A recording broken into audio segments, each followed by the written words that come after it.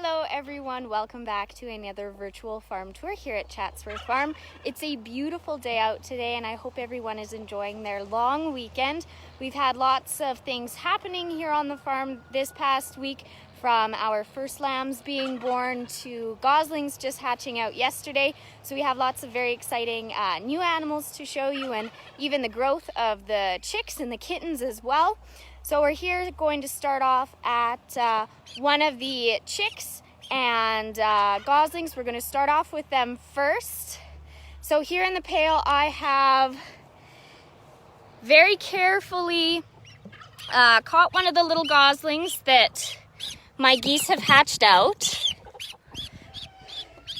So they're very loud and they're very talkative, and you can see they're quite yellow and very fluffy. So in comparison to chicks, they're quite large. You would assume that from one of those really big eggs you would get a big baby, and you definitely do.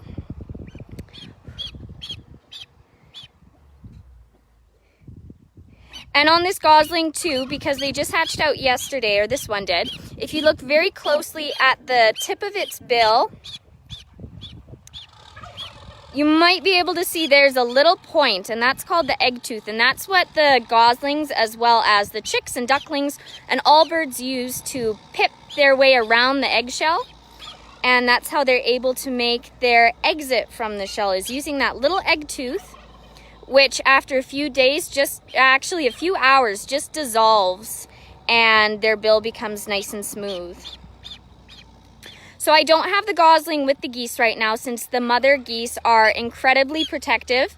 If you think mother cows are protective, you have never seen geese. They are wonderful mothers, but that can make it a real challenge to get the babies. So in the future videos, we probably won't go grab the goslings all that much, because as they start to get older and bigger, the goslings start to move very quickly, and the geese all work together. So they're not really like chickens where it'll just be the mother and the babies. The whole goose family will work in unison to protect the goslings. So it can be really tough to go and grab one just for a video. So we'll do a lot of pictures. Hopefully they'll waddle around the yard lots and we can catch them in action that way. But I definitely wanted to try and get one of the goslings this afternoon for you so you can see. So right now there are two, so this one and then a second one. And because there are 3 females sharing a nest where this gosling came from, I'm not sure how many eggs are going to hatch, since many of them are in different stages of development, because eggs have been swapped back and forth and they kind of changed their incubation start and end date. So that can affect the rate of hatch, which is fine because I have a lot of other geese who are sitting on eggs, but we have the 2 for now, and I'm expecting a few more should hatch from that group of 3 females. So the goslings calmed down a little bit. We'll set it down so you can see it move. And the one neat thing about goslings that they do in comparison to chickens is that they walk around with their head stretched out and their beak pointed all the way out. So just like the adults, where you'll watch them with their head stretched out, kind of foraging in front of them, the goslings do that too. And when you get a whole little clutch of them doing that, it's very sweet to see them do that. So we're going to set the gosling down in this pail for right now, and we're going to set it back with its mother in a few minutes. So we'll just put the gosling here so it can stay nice and safe. Lizzie's here. She's very interested in the goslings, but she won't bother them at all. In this other crate over here, we have our... Oh, Lizzie, come on. We have our second clutch of hen and chicks. So this hen is the second hen who hatched out 7 chicks. And all the chicks are very similar in color and style. So most of them have yellow on their heads or around their face. But there is one all black one, and it has just a little bit of tinge of red around its beak and eyes. So it'll be really interesting to see what color these chicks turn into as they start to grow their feathers. So the chicks and hens stay in these little enclosures for most of the summer until they get to a point where it's safe enough for them to be outside. And I'll sprinkle a little bit of feed, and you can hear the hen get really excited, and she'll scratch around in the feed, or if we give them any other treats, vegetable scraps or something like that, and she'll call the chicks over, and they'll get in and start to enjoy all that really tasty grain.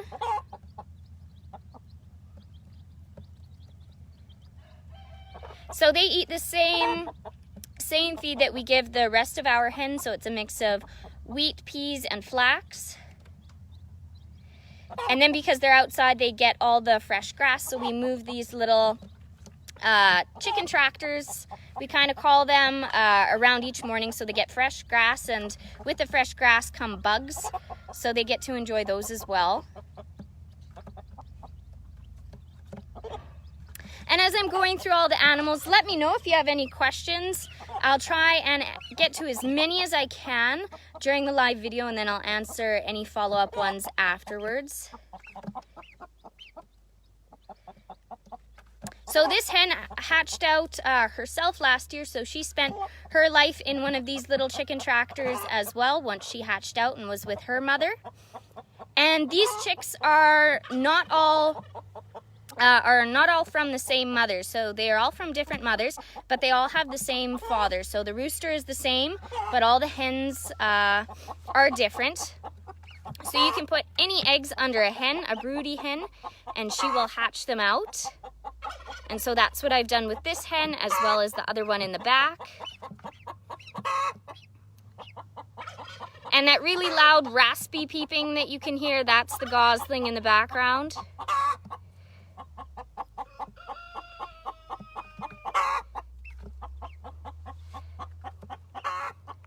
So this is the one, and over there we have the second one right where that orange cat is.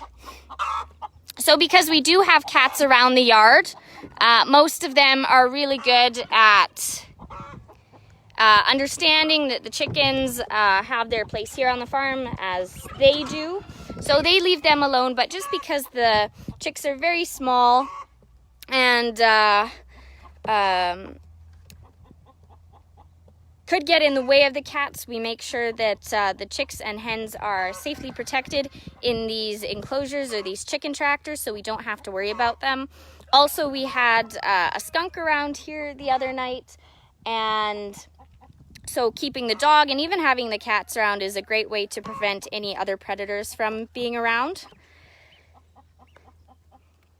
But they do stay in these chicken tractors for the whole night, and they spend most of the summer in here until they get to the age where they're big enough to be let outside.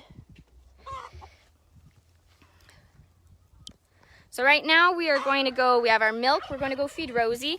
We're going to take our gosling with us, and we're going to put it back with its mothers, since there are 3 of them in that nest. It was a bit of a waiting game and a lot of patience, and wearing some gloves to be able to get the gosling, since the females do such a great job of protecting their babies. So in here we have Rosie. This is our bottle lamb for right now. She is a haired sheep, and so that's the 2 kind of styles that sheep come in. And also in here is the cat, if you can see. So they get along very well together, as you can tell, and the cat and Rosie are quite good friends, so that's good for her. Oh, baby. She gets to be very excited when it comes feeding time, so it can be a little bit tricky to get her out. But once we do, she has her milk, so she drinks about 5-6 times a day. She doesn't drink a whole lot at each time, but she's starting to drink a little bit more than she has, so that means she's growing very well.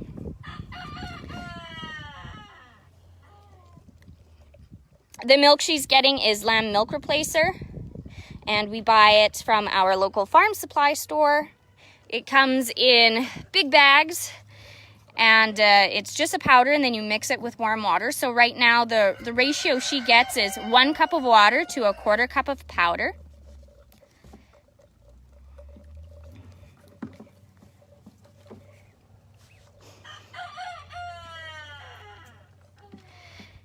And it's going to be really exciting to show you the comparison between a haired sheep and a wool sheep, or lambs more specifically, because our first ewe had her lambs on Thursday, so we have a set of triplets and they're all doing very well. So Rosie's got to the end of her bottle, and I'll feed her a little bit later, but for right now that's great.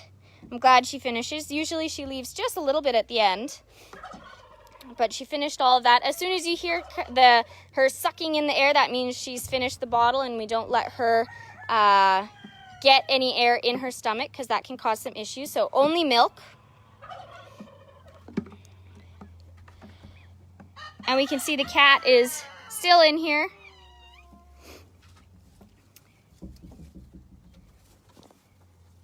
So he'll probably join us as we go walk over to the sheep. It's a little bit of a Pied Piper scenario where we have the cat, the lamb, the dog, usually a couple of cats. So it's always very entertaining to see who joins us on our walks. And Rosie always stays very close by.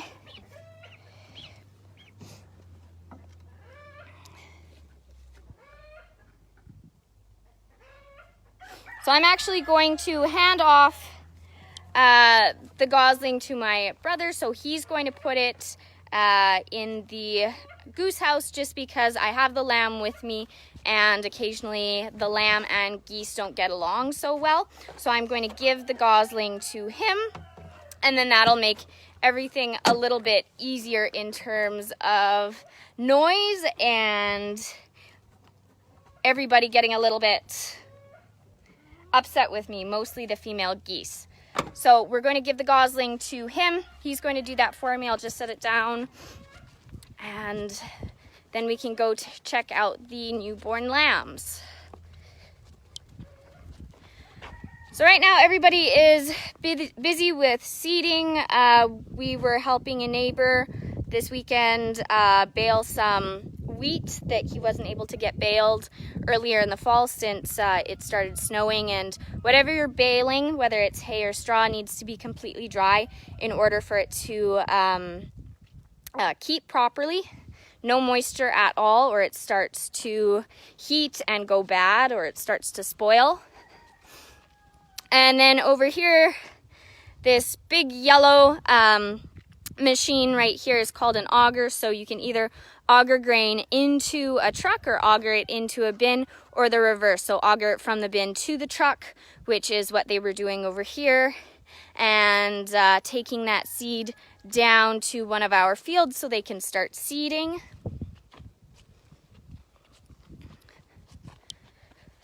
So this year we're going to be seeding corn, which they've already done, and then wheat and barley, and we use that for feed for the cattle and sheep and the chickens as well.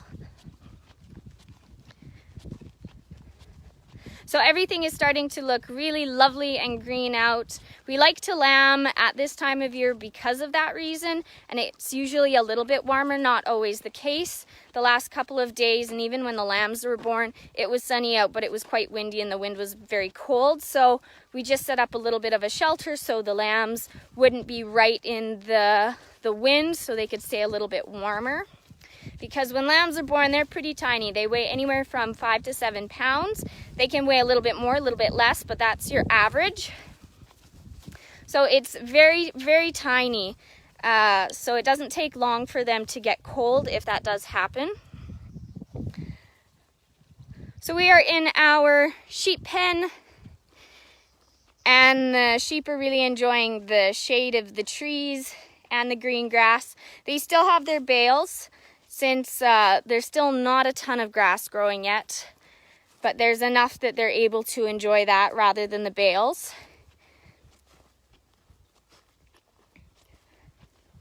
So we still have 5 ewes who are going to lamb, and they're getting very close. So you can see 2 of them all the way at the back right there. And then over here, we have our ewe who has her triplets. So for us, triplets is fairly regular. It doesn't happen all the time, but it's not unusual for our ewes to have 3 lambs at a time.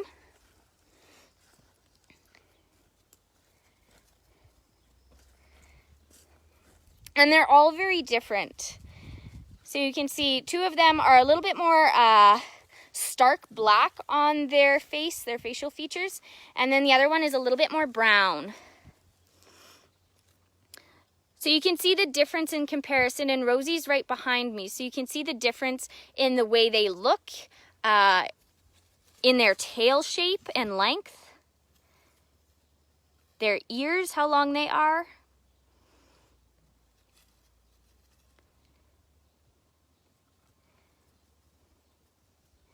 And you can see they wag their tails just like Rosie does. And a lot of times they'll get down on their knees because they are so short. Or their mothers are, where their udders come up is fairly short in comparison to how tall the lambs are. So in order for them to get the best possible angle, they get down on their knees. At this stage, they're still able to stand on all 4s and still reach, but as they get older and grow more, and as they are almost half the size of their mums, they really have to get down, and the front of their chest will almost be touching the ground. They have to get so low. So this ewe does an amazing job of taking care of all 3 lambs, and for the most part, ewes will have anywhere from 2 to 3. All the way up to 4 sometimes, and some can have 5. We have had ewes who have had quadruplets, so 4. We have never had 5, but as they start to increase in numbers, it starts to get a little bit more difficult for the ewe, as the lambs can get tangled during the birthing process. So you'll have legs in places where they shouldn't be, so they'll cross over with the siblings, and that can make the birthing process very difficult. And you can see she's stomping at me right now, and she's being a little bit aggressive, or she's stomping in my direction. I'll correct myself there. She's fine with me, just as the cattle are quite fine with having people around, or us getting fairly close to their babies. They're not particularly fond of the dog, so the dog is right behind me here. And also Rosie, so she's protective of her lambs of the dog, and she doesn't want Rosie to get any of the milk that has been produced for her lambs. So now you have a great view of all 3. So 2 of them are little ewe lambs, so they are females. And then 1 is a little ram lamb.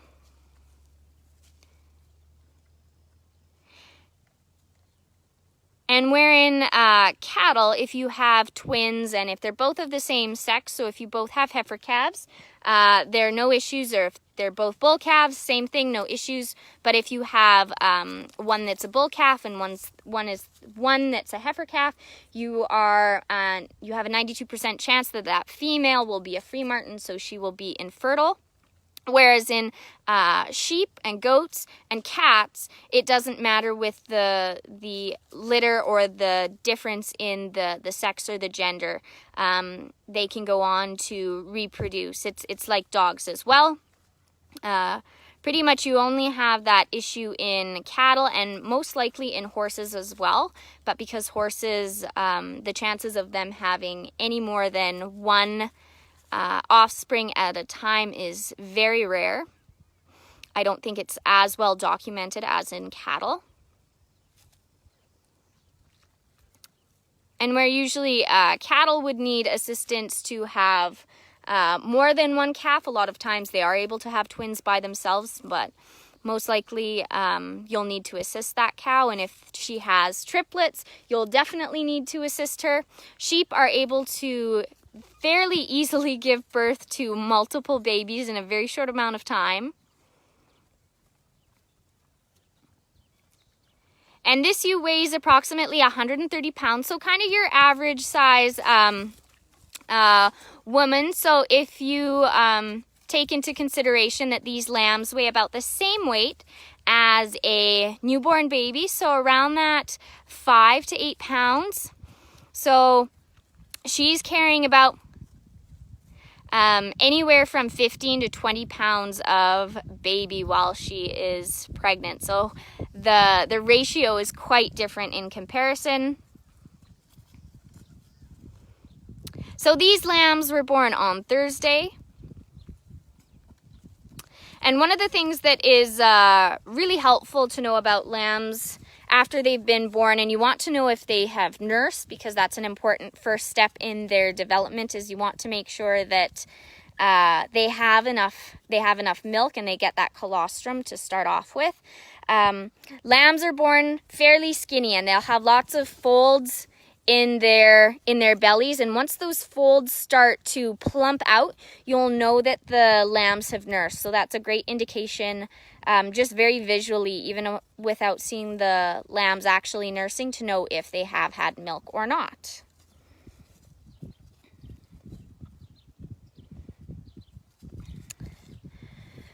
So you can see these two little lambs over here, and we're actually going to get Rosie right next to them. So you can see the difference in their make and their hair and their coloring.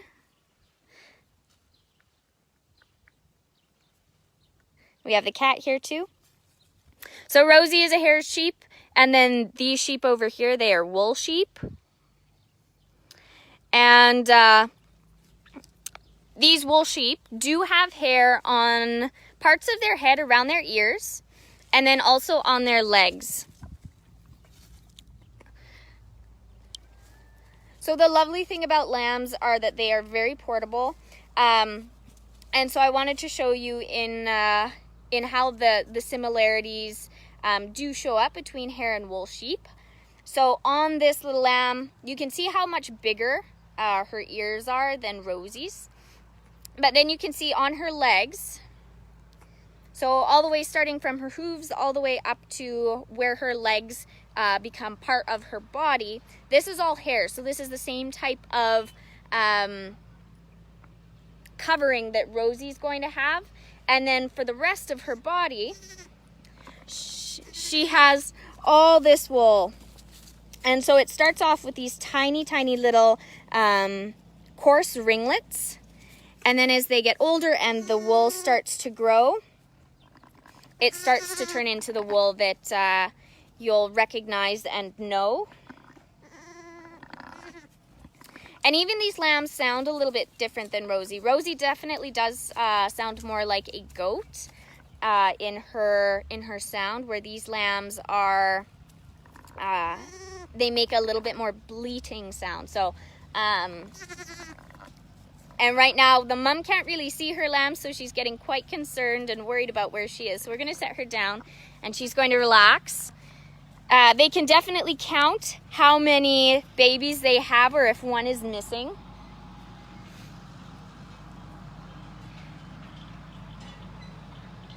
And we appreciate that she is so careful and attentive with all three lambs. Sometimes it can be a little bit of an overload for a ewe to have so many.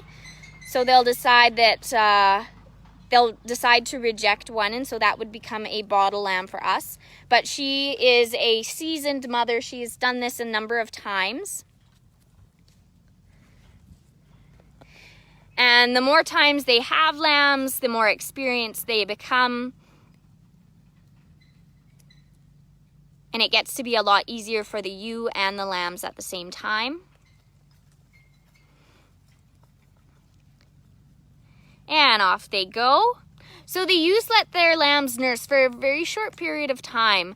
The lambs will start nursing, and then within anywhere from 10 to 30 seconds, the ewes will decide, nope, that's enough, and she'll move on.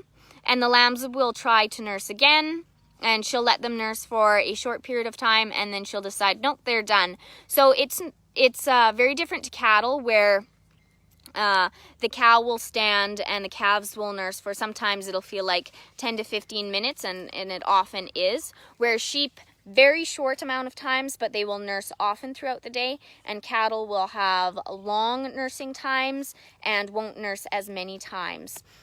So it's interesting to see the differences in their characteristics and how they feed their babies. So we'll just go and check on the rest of our ewes over here. So, and as you could see, our ewe that has the lambs right now, she has been sheared. So my brother Alexander did those a few weeks ago. And we like to have our ewes sheared before they start lambing.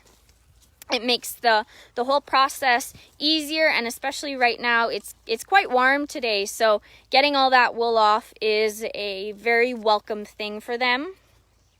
We do have a few sheep here who still need to be sheared. So this one right over here, he's one of our wethers. He's a castrated male. So he's not going to be having any babies, so it wasn't critical that we get him sheared right away. It was very important for us to get our ewes done so the lambs can easily reach the udder and the nipples on the ewe, or the teats. And we still have our ram wethers, and we do have one ewe over here who still needs to be done.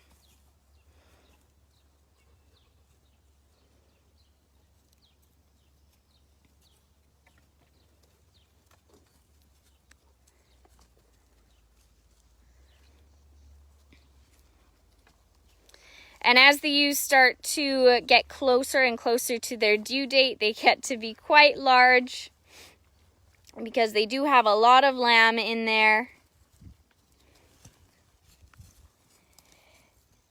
And we can see what they look like when they're still pregnant and still have yet to have their lambs. So you can see just how big she is. And we expect that she will have anywhere from 2 to 3 lambs. And the ewes always carry themselves differently. So some will carry their lambs a little bit lower and some will be a bit wider. And then when they lie down, they always stretch out.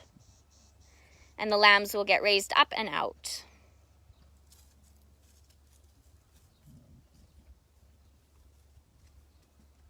Sheep also chew their cuds, just like cattle, so they'll spend a number of hours doing that, and most often they'll be lying down when they're chewing their cud.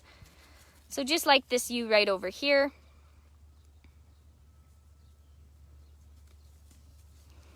So with that, that means that sheep are ruminants, so they have 4 compartments to their stomach, and that helps them to digest their food properly.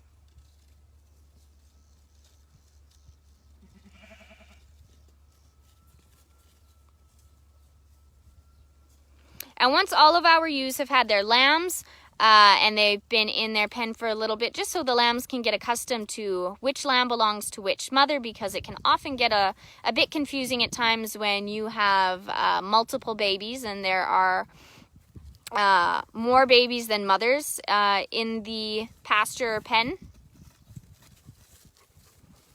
So we'll make sure that everyone is very familiar with who their mother is and who their baby is before we let them out. And then we put them into one of our other sheep pens for the summer, or we let them roam around the yard. We do have to make sure that they don't go over or get too close to the house where the garden is. But other than that, they pretty much have free reign of the yard, and they're very good about putting themselves back in at night. They have that similar homing tendency that chickens do, where once they know that they have a safe place or that something is very familiar to them, they're definitely going to go back there, as that's something that's familiar and secure for them. Whereas if you let cattle out and if they were allowed to roam anywhere around the yard, they'd most likely go for a really good walk, and they wouldn't come back unless you walk them back.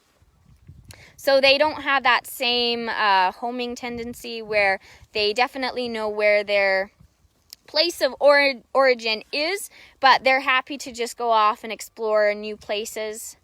But sheep and chickens are very happy when they can come back to something familiar and known.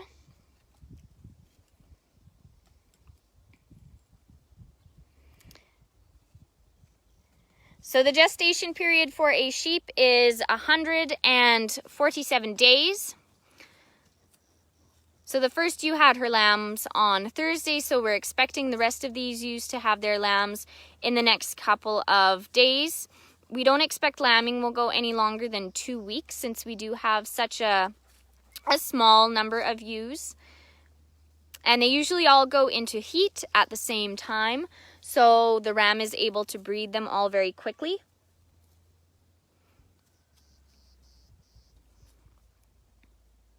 So lambing season should be quite short.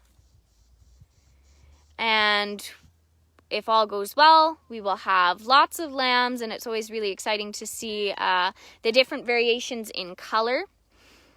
And you can see that all of our ewes are white. Some of them have a few very light brown or tan spots on their face, but that black coloring comes from our ram. So he is a purebred Suffolk sheep, and he's actually a quite large ram. Suffolk are one of the largest sheep breeds. And then these ewes, some of them are Southdown Dorset cross, so they're a little bit more on the smaller side. They're still really good size ewes, sort of the perfect size, really.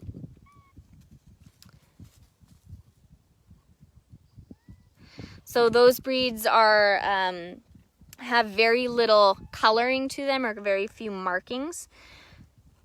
So those black legs and those black splotches on the face and on the ears, those are all characteristics that the lambs get from their sire, from the ram.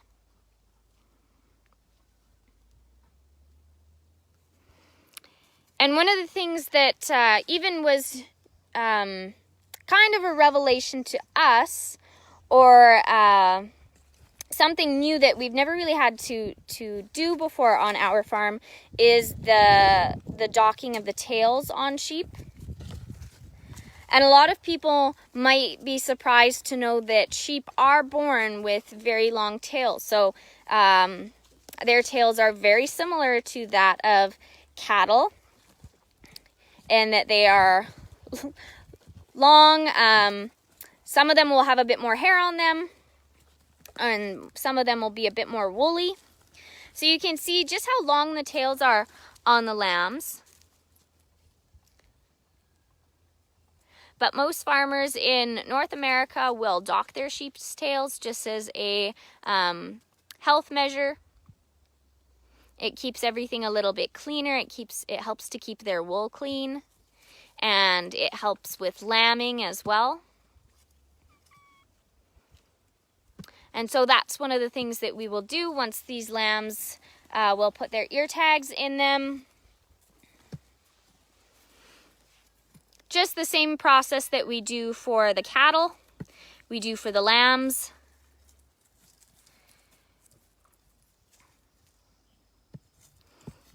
And we put little rings on the lambs' tails, and they just, as the lambs grow, the little bands just like a dog or a cat. In some breeds, like Doberman Pinschers, the tails are docked as one of their characteristics. So the same principles apply.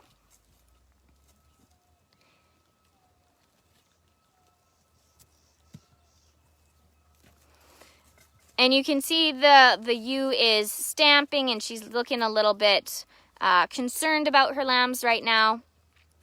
So the dog and the cat and the Rosie are right next to me, so they're what making the ewe just a little bit more watchful about her babies. Just like the cattle, the sheep aren't too worried about us, but it's everybody else who kind of comes with us that they want to ensure won't pose any threat to their lambs or their calves.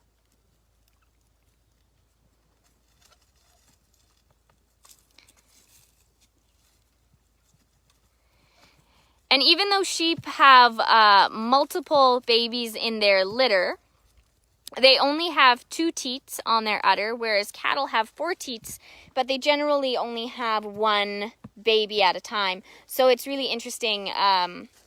Lambs have to learn to share, and they can't all nurse at the same time on a ewe. And because they always have, or they usually have multiple babies in their litter, having lots of milk is crucial for them. So it takes a lot of milk to feed 3 lambs, but this ewe has a great milk production, so we're not worried at all about her ability to feed all 3 lambs throughout the summer.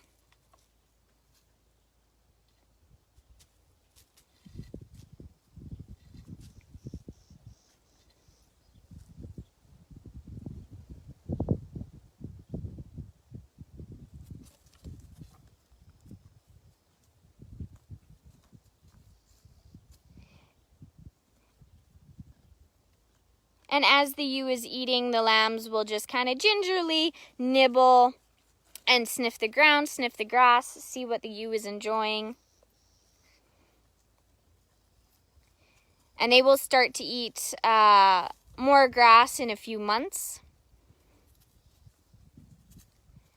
Their development is much quicker than that of cattle, so it doesn't take them as long to reach their full size.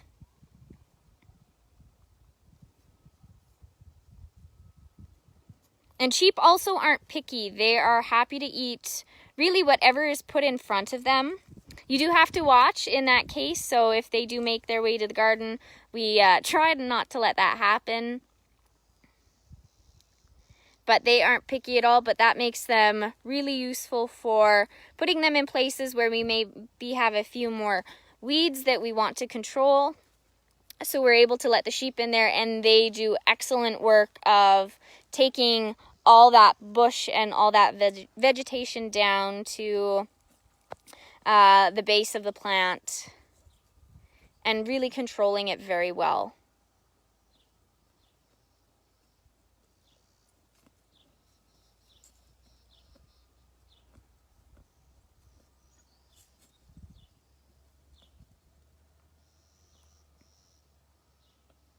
Lots of the times when the ewes and lambs are getting ready for bed, or it's getting to be later in the evening, you'll find them all curled up together, and sometimes the lambs will even be sleeping on top of the ewes.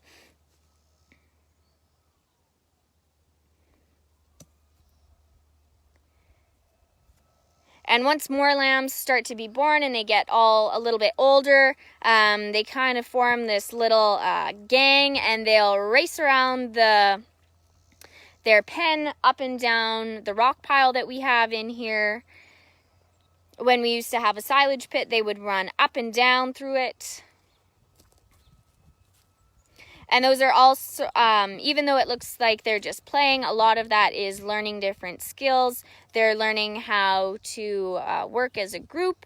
They're testing out their skills on rocks and on uneven terrain. So it's all things that are necessary for their growth and development. So all baby animals do it, playing, that will help them later in life. Even though they are domestic and they don't really need to worry as much about predators or being able to find food, it's still genetically there as part of their makeup. So they have to know how to be able to take care of themselves and look for food and evade predators.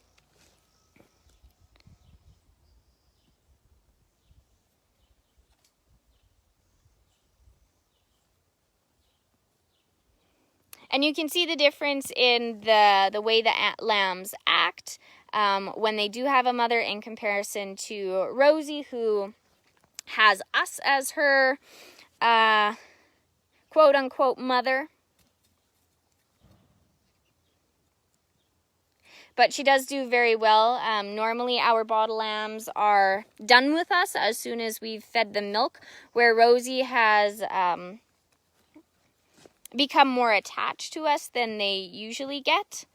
So she'll follow us, and she does really well at not getting too far out of sight.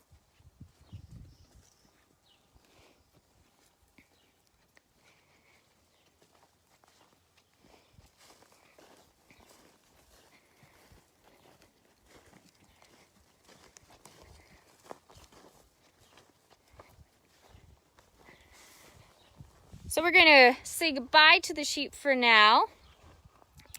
And if you would like to see more cute lamb pictures or videos, we're always posting them on our Facebook page and our Instagram page. So please go ahead there and take a look, because we've been getting some very cute shots of the lambs and the ewes together.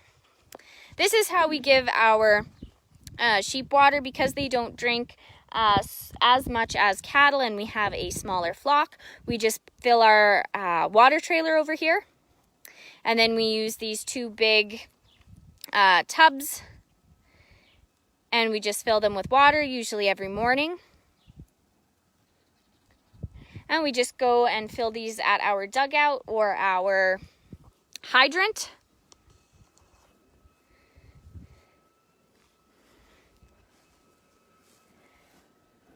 And it's the same water that we use for our garden as well. So we've rigged up some hoses and some pipes, so we're able to bring water up from our one dugout all the way up to the garden. So we're able to have lots of additional moisture for it.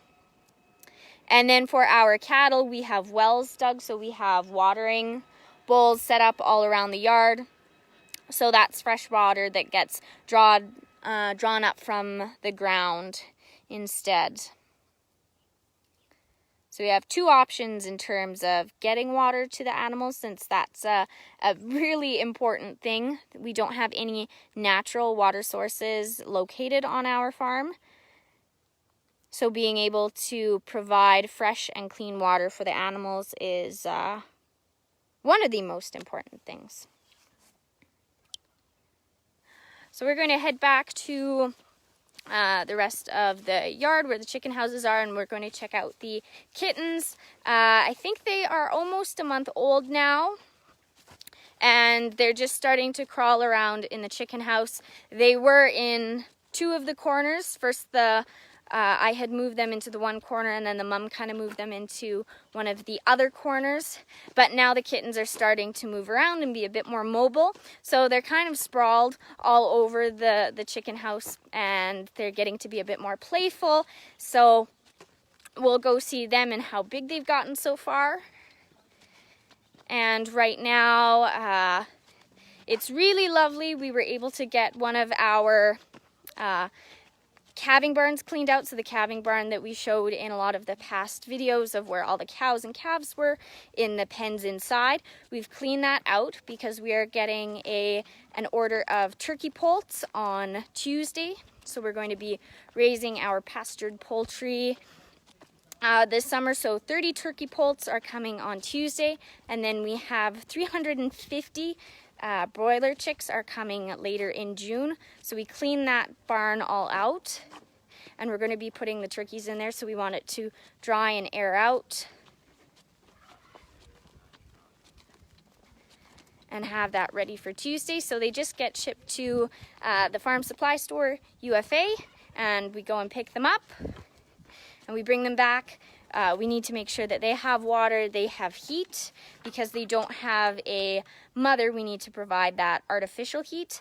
And I'll do sort of an unboxing of the turkey poults. It'll be really neat to see. They're very different in comparison to chicks. So with that, you'll have seen chicks, day-old goslings, and day-old turkey poults. And hopefully at the beginning of June, we'll have day-old ducklings for you to see as well. The goose is sitting on duck eggs right now, so we should have some ducklings hatching out at that point. So in here, we're going to go into our rooster house. And it might be a tad dark, but I'll bring one of the kittens out. So the cats have moved back into their original corner, and you can see how bright-eyed and big-eyed the kittens are at this point. This is our mother cat, and she's been spending a lot of time in here with them lately. They're getting to the point where they're not as needing her protection as much, so it's a little bit more of a relaxation and enjoyment with her babies. She's just been in here, just sleeping with them. They don't nurse as much as they used to. And you can see they're acting a bit more playful and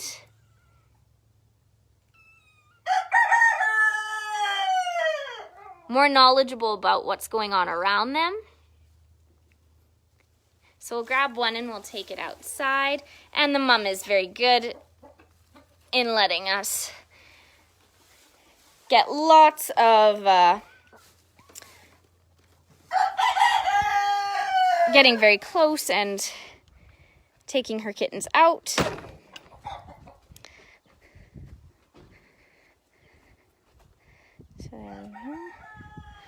So they're still pretty wobbly on their feet, but they're going to explore a little bit more, and this one's quite cute. It has some nice white markings on its paws. So we have a second one that looks like this. One is a gray and one is a calico. So their ears are starting to grow out a bit more. They're looking more like cat ears rather than folded over miniaturized versions of themselves.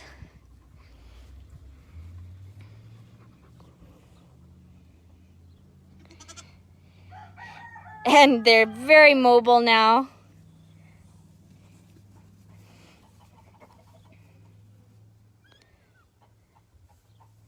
So we normally have a few litters of kittens each year. All of our males are neutered. However, we do get the regular tomcat who comes over.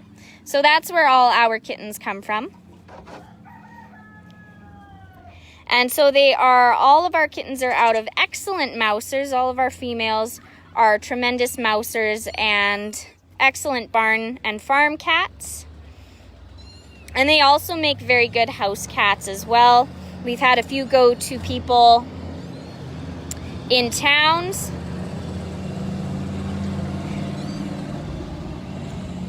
And there goes one of my brothers who's going to be moving some grain today. So they're busy with moving machinery south of town, so south of Vermilion.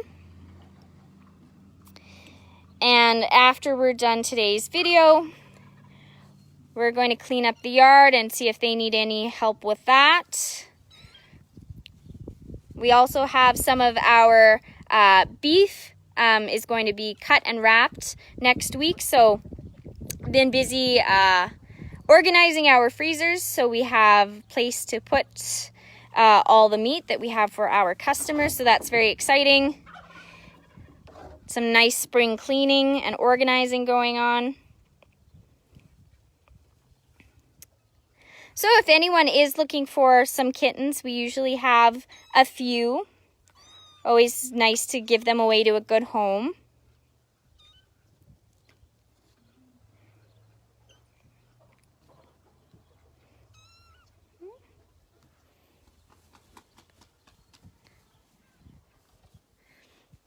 So here we have Lizzie, our livestock guardian dog. She gets quite warm during the day, so she goes for the occasional or regular swim now in the dugout. So she'll come back soaking wet and covered in dirt, and she'll go from the dugout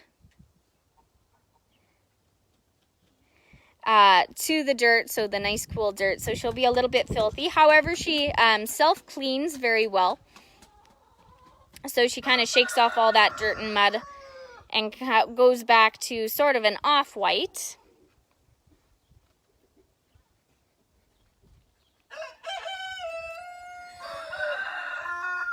We have a few pens of chickens that are closed off at the moment. So right in here we have our roosters. So these are the roosters I use for breeding. So at various points throughout the summer, I will have different roosters in with the hens, as I'm hoping to get a specific kind of chick that I'm looking for. So if I'm looking for chickens that will lay brown eggs, I will use the rooster that's right in the middle now. He's the black and white one, just very the light black and white. So I'd use him with some of my hens. And then if I wanted a chick that produces green eggs or bluish eggs, I would use this other more brilliant rooster, this white one over here. So just like cattle, you can kind of mix and match the breeds that you'd like to achieve or the characteristics that you want. So that's what I'm doing here with the chickens as well. And in this pen over here, I have my breeding pen. So these are all of one breed. These are all Lavender Orpingtons.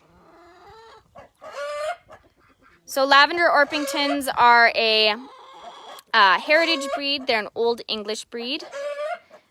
They're classified as dual purpose. So you could use them for meat and egg production. So that was one of the important things when you look at heritage breeds, because when people used to have chickens, they served both purposes. So they weren't just only for meat or for egg laying, they were used for both. So you wanted a heavier style bird.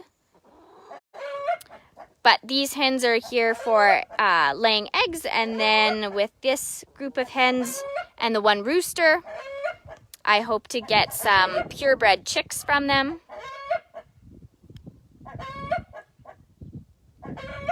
So I put a dozen of their eggs in our incubator, and that's currently going right now. So hopefully at the beginning of June, we should have some purebred Lavender Orpington chicks. And the chicks, when they hatch, are very similar in color to the adults, but a little bit more concentrated, kind of a slate gray with a little bit of lavender thrown in there. So they're a really lovely color. So fingers crossed on those. And over here we have some of the ducks. So these are 3 of my ducks. I have a total of 7. And these are the Rouen. So they look very similar to mallards. And so that would have been one of the breeds that was put into the development of this breed. So these are domesticated. And the one in the middle is the female, and the 2 on the right and left side are males. So the males have the colorful green head, just like a wild mallard. And then the female is that brown color.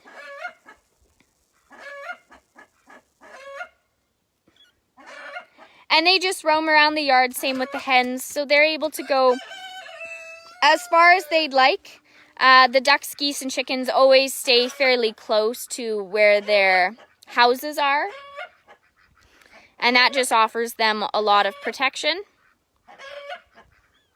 And then they put themselves back in at night. So all we have to do is close the door. The geese are a little bit more excited to stay outside, so we always have to kind of coax them indoors. They're right by the entrance, but they just need that extra little push to get everybody inside for the night. But the hens and ducks all go in very easily, and all you have to do is shut the door. So it makes it incredibly easy to care for them. You don't have to wrangle them. As long as they know where their house is and they're used to that, then they're very good at doing that for you.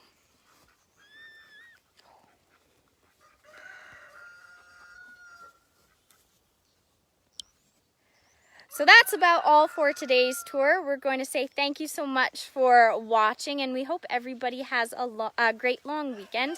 I also wanted to say a special hello to any of the long-term care residents who've been watching. I know that we've had a number of viewers from our local long-term care, and some in Manville and Elk Point, St. Paul. So I wanted to say a special hello to you, and I hope you're enjoying the lovely weather and you've been enjoying all the animals we've had to share with you. So we're going to take the kitten back to its mother, and thanks so much everyone for tuning in. We will see you on the next tour on Wednesday at 5:30. Have a great day and stay safe. Bye.